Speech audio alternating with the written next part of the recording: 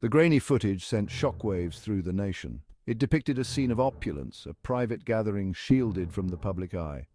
A figure, easily recognizable as a high-ranking politician, was caught in a compromising position. The camera, unsteady but persistent, was held by someone unexpected.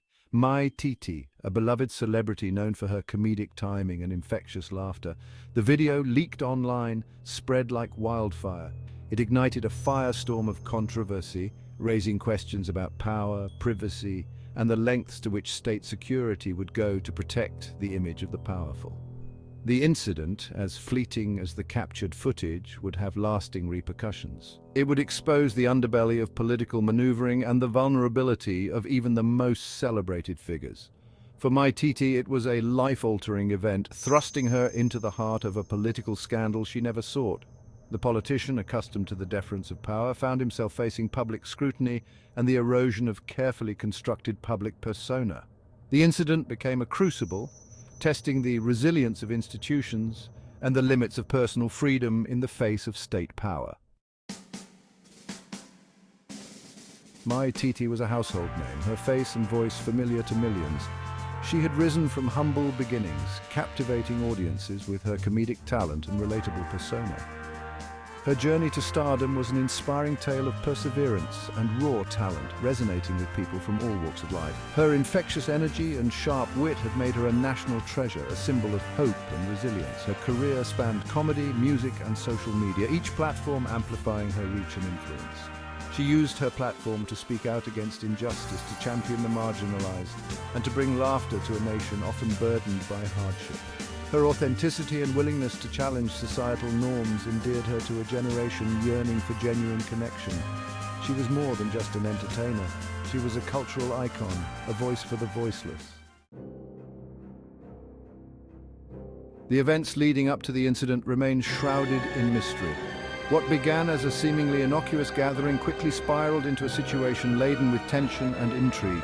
Mai Titi, invited to the event through a series of intermediaries, found herself amidst a coterie of influential figures, their conversations hinting at backroom deals and hidden agendas.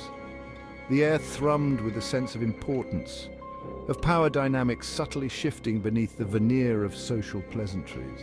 As the evening progressed, the atmosphere grew more charged. Alcohol flowed freely, loosening inhibitions and fueling a sense of reckless abandon. The politician, emboldened by the company of his cohorts, engaged in behavior that belied his carefully crafted public image. The scene, at first merely unsettling, escalated into something far more compromising, prompting Mai Titi to discreetly record the unfolding events. What motivated her to film the politician remains a subject of debate. Was it a spontaneous act of outrage, a visceral reaction to witnessing the abuse of power? Or was it a calculated move driven by a desire to expose the hypocrisy of those in power?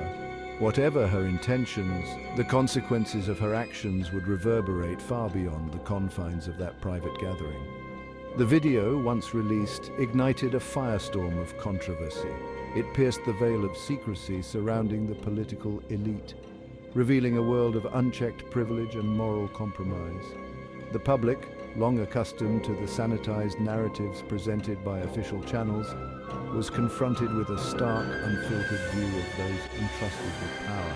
The incident served as a stark reminder of the fragility of trust and the ever-present potential for abuse within systems of authority.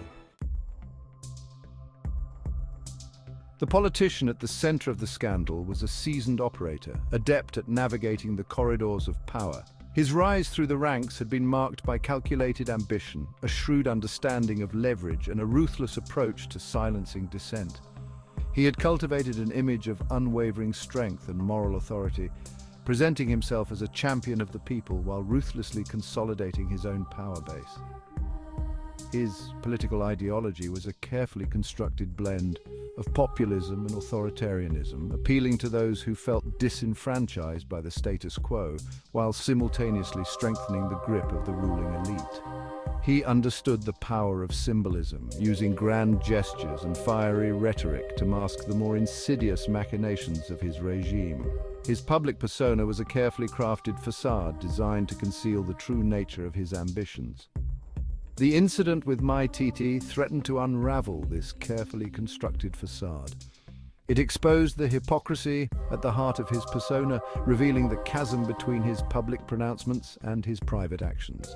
The video served as a stark reminder that power, unchecked, inevitably corrupts, and that those who wield it are often tempted to abuse it for personal gain. The incident also highlighted the precarious nature of freedom of expression in a society where power is concentrated in the hands of a few. The politician's response to the video was swift and brutal, deploying the full force of the state apparatus to discredit My Titi and silence those who dared to question his authority.